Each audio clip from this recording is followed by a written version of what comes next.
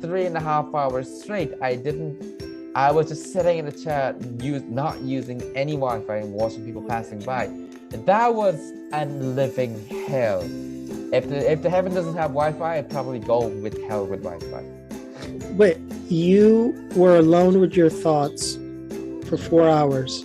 Yes. That sounds like heaven to me. Vacation to you? Yeah, that's my vacation, just to be alone with my thoughts. I think I'm a very typical Asian. I just realized that. Because every time I thought, at 4 hours, I started thinking about jokes. And after 30 minutes, I started to hate myself. I hate all the jokes that I made it. And just like, why am I doing this? And crying like 30 minutes. And came back with a new idea and crying in 30 minutes. And that just continued. So like, here's the thing. As I mentioned before, I really like to make fun of stereotypes and stuff. And I heard that the Dutch people are known for their honesty. So I tried to check that. Arrived in the airport, I went to the passport check, and the guy asked me, "Hey, so purpose of visit?" At that time, I thought I think I should make some jokes about their stereotypes. So I told them, "Purpose of visit, shagging my girlfriend." And the thing is, he wrote that down. Piece of paper. You wrote it down? Shagging? He wrote it down, shagging my girlfriend. You wrote it down? Or no, he wrote it down. Oh. Yeah, he wrote, so like, okay, cool, shagging your girlfriend. And next question is anything else? Anything else? What else should I do? The question is shagging my girlfriend, ... repeatedly. That's what I would have said. Yeah. Take the joke further. Give it another tag. Well, let's talk about that. So you haven't shagged your girlfriend before? I mean, she lives in Amsterdam for a year, and I live in Tokyo right now. This is a long-distance relationship. It's been a year. That's like you're a virgin again. That's another thing. It's going back to virginity. That's a nightmare, man. It doesn't make me paid $2,000. I'm just trying to take it full circle, just to shag your girlfriend. Worth it. She's coming back to Tokyo around September, and then I will have a free sex. Continue. With consent. Repeat it. Consent. Repeatedly. Of course, that's important. Yeah, of course. Does she agree to that? Oh, we'll have a discussion. We're gonna have a discussion. Move in together? Is it that serious? Yes. That's a big step. That serious. Yeah. I mean, probably like Sima gets it, but like, yeah. Where do you want to die?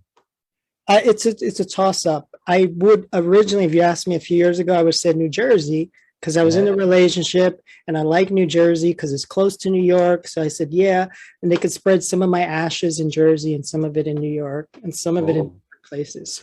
So but now I'm going to say the Bronx, New York, Bronx. Yeah. Why? Because it's cool? Because I have a sister who won't mess with my ashes. My biggest fear is that I'm going to die. They're going to burn the ashes and people are going to mess with my ashes, make cookies out of it. Where do you want to die? Well, so here's my plan. During my funeral, Crimea stuff, it happens where we burn our bodies, yeah? What I will ask to other people is I want the other guys to put loads of fireworks inside my body, yeah? So when they burn my... While it's burning? So while it's burning? Yeah, but so when I die, I want them to put loads of fireworks inside my body. And when I die, when they burn my body, and the fireworks begin, it's like, boom, boom, it's like, he's dead. That sort of thing. That sounds like New Orleans. In New Orleans, when someone dies, no one cries. They make a party, have fireworks, or they do like a marching band. Boom, boom, boom, boom. Higan is the one we're celebrating. Higan. Wait, do they accept Koreans as well? That's a good question. That's a very good question. I don't know. That sounds that's a good death. I always think now, because I'm getting older, I want to have a good final life, a life worth living. So you want to die with family or with strangers? Anything will be fine, I guess. How about you? Preferably strangers.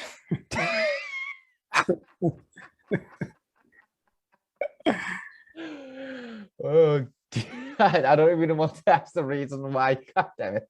I had this fantasy that I would die and somebody, it would be because of a serial killer and he chopped up my body and left Oh, parts of my body in different places because then you would be famous. I. No, No, that's horrible. Oh dear God, it's like how a. does this long distance relationship work? This you, Uh-huh. yeah, why? It's pretty good, You call every like day, you speak I. every day, Sorry. speak every day. Yeah, every day we do video chat, we send our videos, and well, not the virtual masturbation though. I'm not gonna do that. But yeah, every day we talk each other, and plus it's actually pretty good. We have a thing that okay, we still have our back, and at the same time we still have a free time, and it's not that bad actual. Other than that, I can Are you jealous? Do you get jealous? to my girlfriend. Yeah. Yeah, well, she's in Amsterdam. She enjoys loads of fun stuff, and I am in Tokyo doing nothing but drinking and watching porn. God damn it. Does she know you watch porn? Yep. Yeah, we talk loads of things.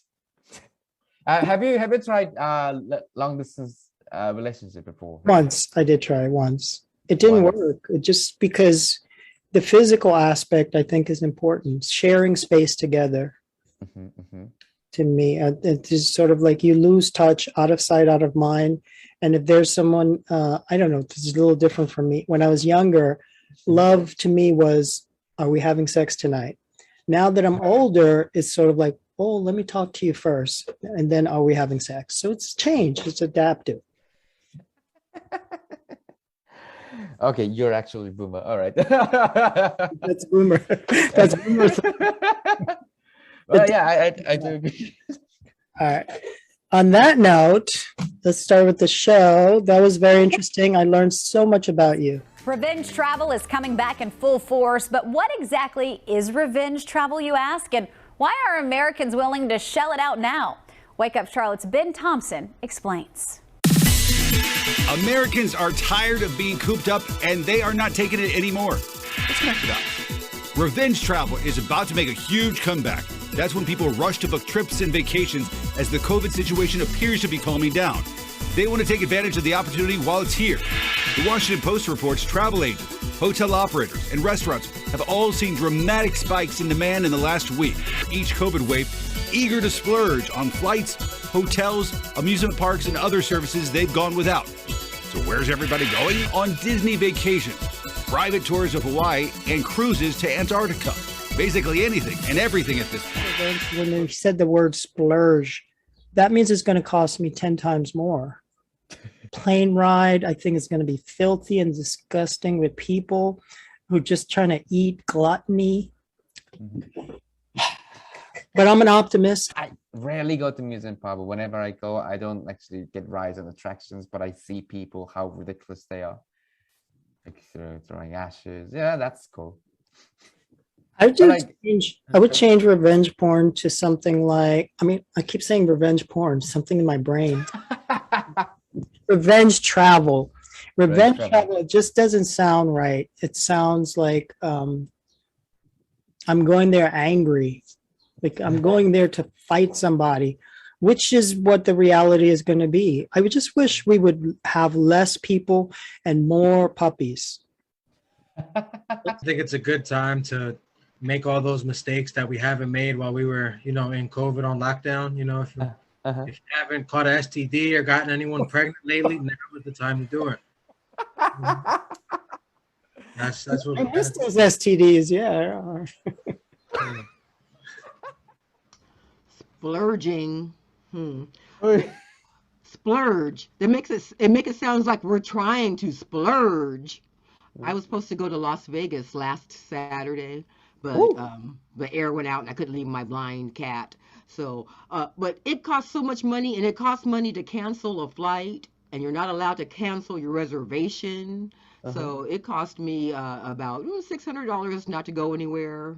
but it was better than actually going there after I got the details. I'm seeing quite a bit on my WhatsApp stories of people going to places here, there, and you know what? I've decided that I want to make my revenge travel and go to an exotic place too. So I've decided in the month of July, I'm sure you're all going to be excited with me. Very Yeah. exotic place. Uh-huh. I'm going to McDonald's. What a Big Mac. I'll see you there. Yeah. Oh, exotic, isn't it? Yeah.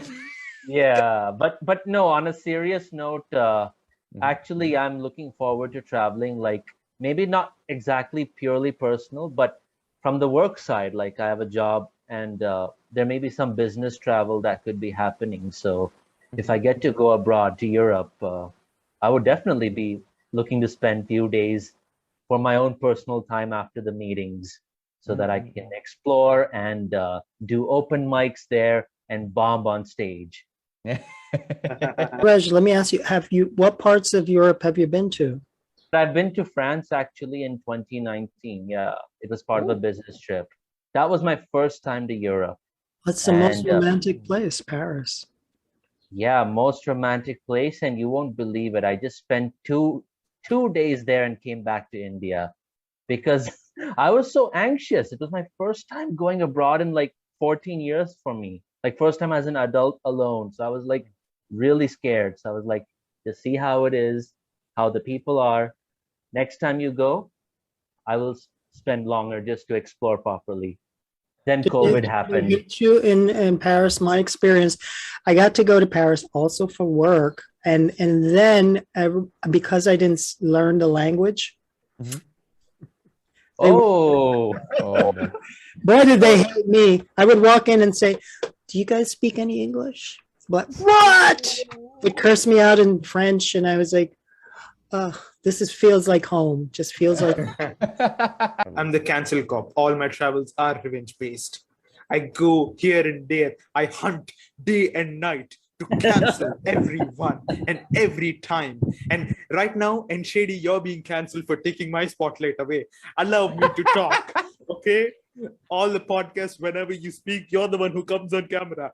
Allow the cancel cop to have some screen time.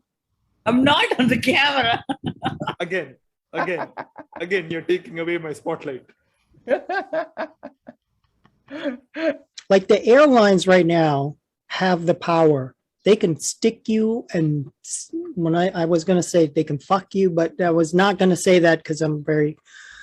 Sounds like a good time to me. Literally, they can tell you this. They say, you bought that ticket and you want to come back home, it's going to cost you extra. And they just have all the control, all the power. I remember a time when I used to travel and the airlines were sending me begging emails like, would you please come back to us, Spirit? We need you back. Not anymore. In my neighborhood, we most of us don't really have too much money to travel. So if we do some type of revenge traveling, we just go to like the neighborhood next over, or like maybe like to the next town. You know, most of the girls that I'm trying to avoid, they can't leave all 12 of their kids by themselves anyway. So when you go over to the next town, isn't that like a drive-by? I'm usually the one shooting, so it's usually pretty good. I've heard two things about going to the next town. It's pull up. When I heard, at least in Grinder, just Grinder speak, yo, just pull up. What does pull up mean? What do you mean pull up? I'm gonna drive to your place and do what? What do we pull up means? You're gonna do what people on Grinder do, right? Pull up, put in. Maybe doing the actual pull-ups, you know. Pull up, yeah, we do that. Where's Doctor Strange? Yeah, I need to cancel Doctor Strange. Cancel Nobody's Shady. Nobody. Why is that in Shady? If anybody talks about canceling Doctor Strange, they are being cancelled. I will not allow Doctor Strange to be cancelled. His fate lies with another cancel cop, not this one. Did you see Doctor Strange? And how much did you hate it? I didn't see Doctor Strange in real life. No, the No, movie. yeah, I know. The movie I saw, I would just say the Multiverse of Madness was not mad enough. I was like, come on, where's the madness? Uh, that's what I was asking myself. But I, but the movie was all right. Still better than Moon Knight, is all I can say. What? What? What? Moon Knight. What? The Wait. only thing that saved Moon Knight from me from stopping watching it was the cute hippopotamus. Okay. Okay, fine, fine. I agree to that. If I had a nickel for every time I was called a cute hippopotamus, My mother trying to feed me and me spitting out my food. And she was telling me there are people in Africa that don't get to eat. You're going to finish this food. And I was, no, I don't like, I think it was just trying to bring me like chopped up broccoli. And then, no, mommy, it's killing me. Mommy, stop killing me. Broccoli's dead. my first memory was being at a party. I remember crawling under the seats and drinking everyone's cup, like every cup that I saw. I would just kind of drink out of it. And then later that night, I drove home. I was about 4, and then I realized I'm going to be a great drunk driver. That was my first memory. Oh, you just had all the cups, just randomly. I could still smell all the different perfumes. I could still hear the loud music, and I was crawling under the chairs and just sip, sip, sip, sip. It made me the man I am today. My first memory was running away. Ooh. And I remember looking at those baby combat boots, those white hard shoes. I don't know if you remember those. You're probably, and I was just looking at my feet going, I was mad about something. It was like, I just remember going, I don't remember what it was. I was probably told to do something. Whoops. See, I was a mad black woman even when I was a baby. So I was walking. That was my first memory. I was walking. I was leaving. I was walking. You were running away from home? Yeah. Wow. I was walking to my grandmother's house. So you know what? It was like I was gonna get my parents in trouble because they said something to me and I was like, that's it. And I took off. It was like, ooh, I'm gonna tell her. They're gonna get it. They're gonna get it. So I had a plan. Woo. I'm walking here, that sort of thing. First memory that my mom spanked me. So I don't know the reason why, but he just fucking spanked me. Oh god, I wish I wish I had acted like Marlene did. I wish, but I couldn't. At the time, I was so nervous. That we all. I mean, that's why I have some family issues. I want to get away from the time. How did that make you feel? I was sad. It was sad. Yeah. I don't know. I was anxious about that. And funny thing is, I asked my family like, why did you do that to me? And it was like, oh, I don't even have a memory of it. Yeah, my first memory was probably at the age of 3 in my hometown in India. I was walking in the backyard on the cement ground, running around, and then I just tripped, fell, and smacked my head hard on the ground. And I was bleeding profusely. Next moment, I remember I was crying on the bed, and the doctor was treating it and stitching, and I was like, and my parents and family members were all like trying to, console. It's okay. And yeah, that's how I have this scar on my this above my left eyebrow. But sadly, unfortunately, my destiny was never to become Harry Potter.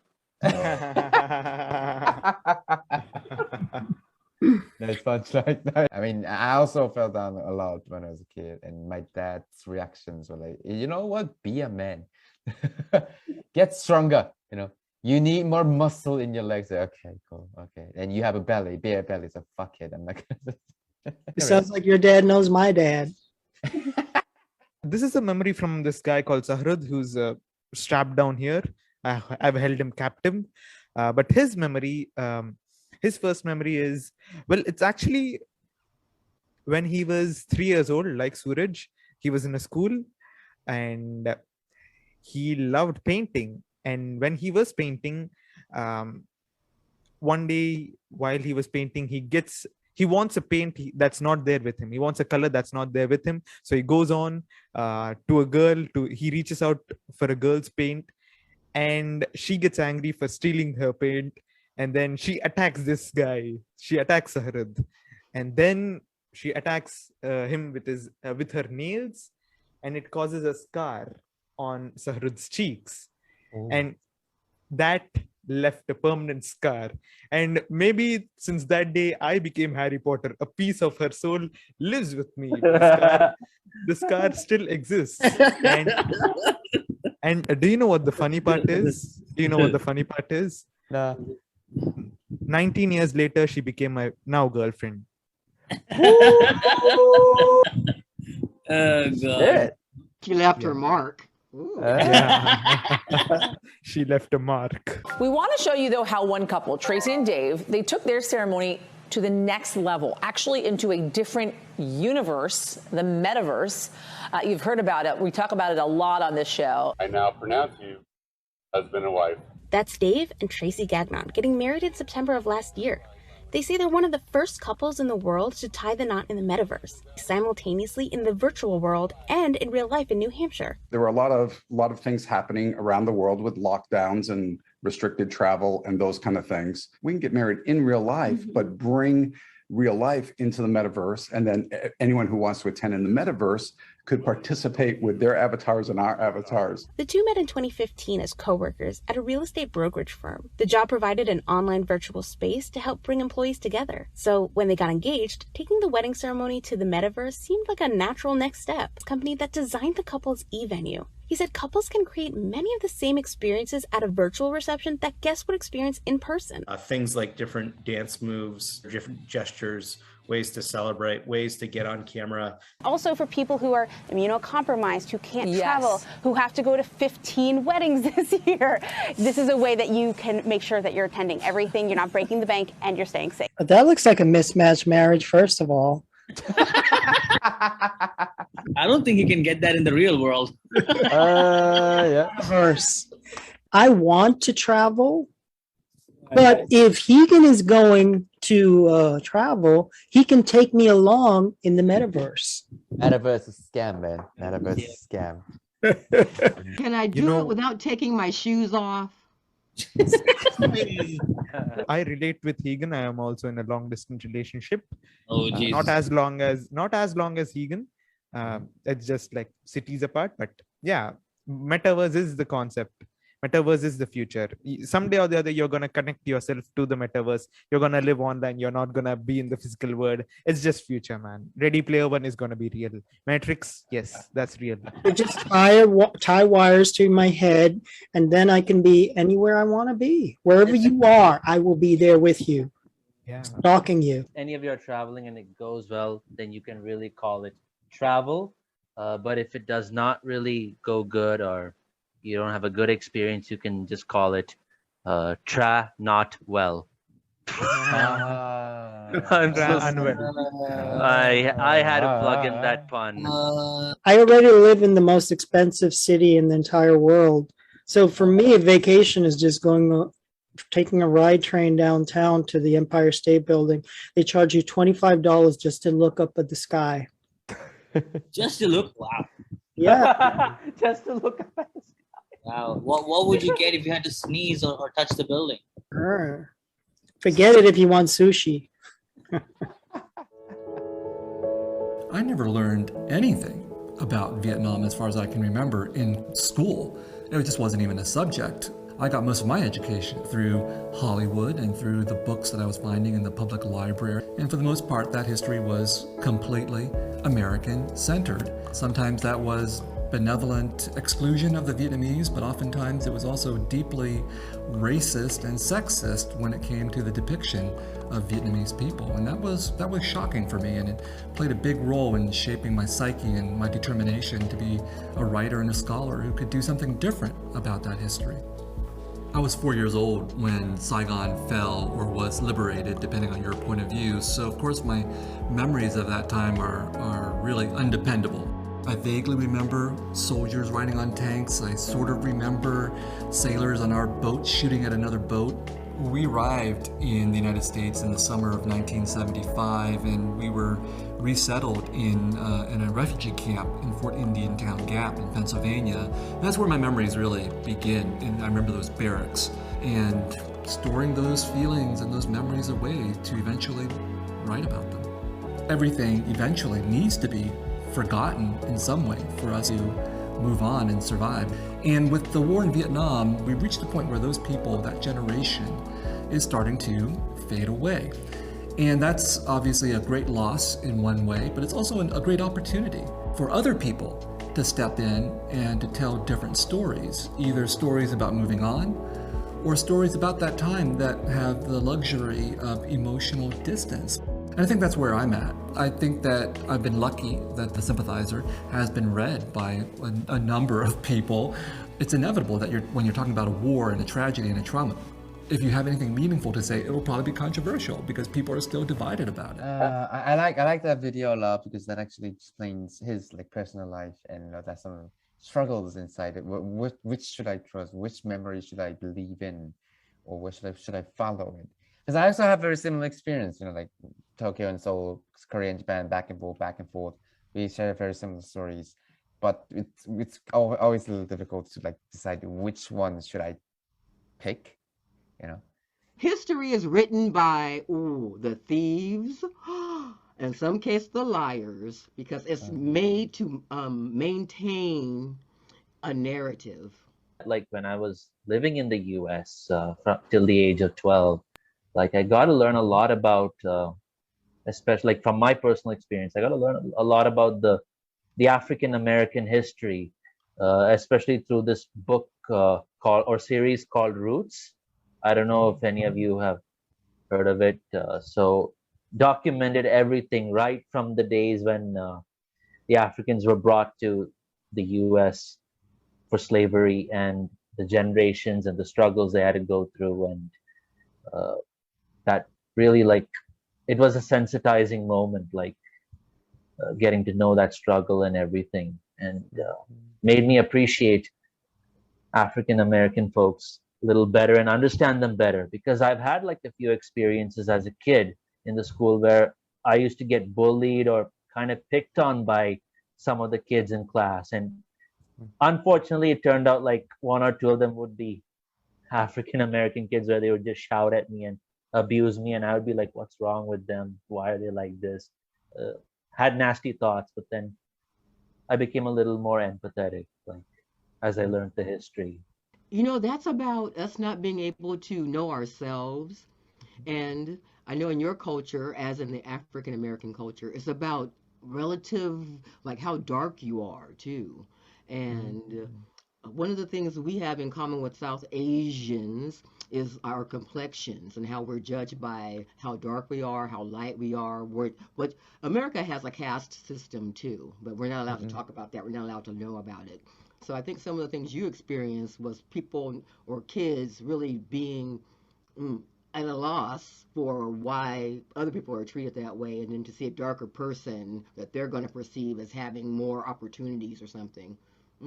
But I'm happy we're in a different place and we're here together. So this right here is a testament to things changing. Undoubtedly, Marlene, more than happy. I'm a Hindu, which is the majority of our religion in India. And my parents, although they're they are more advanced than their parents, they still have those old traditional beliefs and still have a negative view over Muslims or Christians. And that sort of fed into me as well when I was growing up. And I think that memory traumatizes me because when I started to learn more because we have political science in our school textbooks, and that is a chapter where we learn about constitution and all of that. And I used to have a really bad idea about these other religions. I also used to have this just like how BJP views Muslims. Now I was also a bit hardcore. I used to hate Muslims and I used to hate Christians at a time when I was too young, 12 years old. So I was a bit rageous back then, because my parents share the same rage. But now if anyone says that these Christians or these Muslims don't belong in our country, I get really, I just want to fight them. Because my best friend, I call him my brother Samuel, he's a Christian. And if anybody says that he does not belong in this country, I'm going to fight till death to protect him. Because that's how, because I realize that these religions aren't the things that make us. It's the bond that makes us together. It's the bond that makes us human. And that's why, to quote Kendrick Lamar, the day I chose humanity over religion is the day when I became full. Kendrick Lamar, on his latest song, I think that was the quote. Feel that I grew up in the ghetto, that I was in that same war, but different. And I faced the racism and sexism. Well, not sexism. I'm a man. So there's. But it felt like I was in a refugee camp. I grew up poor in the projects, and it was like everybody was shooting and people were shooting up crack, and I wanted to forget it. I went in my own little head. I created a space where I would hide. We should not erase the memories because that's what you did, and you can't, how can I say, try to reject yourself, you know. Of course we made mistake, of course we made stupid decision, of course we hated each other, but that's also part of you. So I don't know, like I don't want people to erase their memories. So when you bomb on stage, don't forget it. Just don't do that again. If you lose all your memories, you'll just be, and feelings, you'll be just no different from the X-24 in Logan movie, to be honest, a killing machine. So it's important to, keep your memories. And I have my share of happy, positive, as well as the negative or not so good memories. But that's where, as you said, dig in find the funny from it, and maybe talk about it, relive it, use that to grow as a person. Cancel Cop, let Saharud know that those tragic memories makes him the man he is today. Don't regret the past, but learn from it, just as Keegan said. And it gives you an insight into how other people can think something so staunchly and so severely. Because I remind myself, do I have these same views? Can I not be convinced of another way of thinking or being? So I try not to go too hard on people who love Trump or love Hillary because it's like, I'm sure I love Storm, so I don't care who has anything to say. But my memories made me who I am, so we keep moving forward. And that way, I get to interact with other people, and your memories become my knowledge. And so, Cop, I would also like to quote Kendrick Lamar, "Bitch, don't kill my vibe."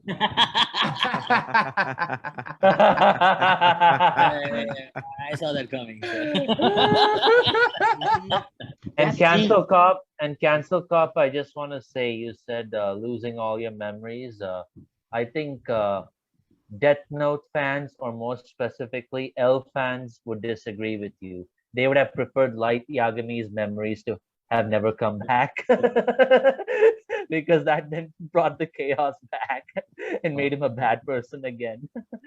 Here's what I learned. I learned that if you go to an airport, just tell you're there for sex. That's what I learned. What I learned is from the Today Show, if you want some free porn, go to museum. Yes. Classic porn. Mona Lisa, she's the perfect.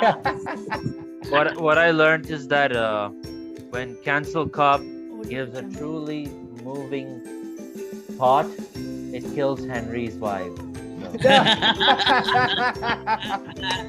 Bitch. Bitch, he just killed the vibe. It makes me uncomfortable when someone else says something uncomfortable. So I feel like I have to mess it up, but it was very thoughtful. I didn't mean to. Okay, stop it, dude. Wait. Bitch, you did not kill my mom. Go ahead. My takeaway from the podcast: if I'm not funny, I'm gonna get cut out from the podcast. You self-cancel yourself. Truth be spoken. Yes, I think Cancel Cop has been on almost every podcast So he knows the edit when it's coming. He knows if it's going to be on the floor when they stuff get cuts up.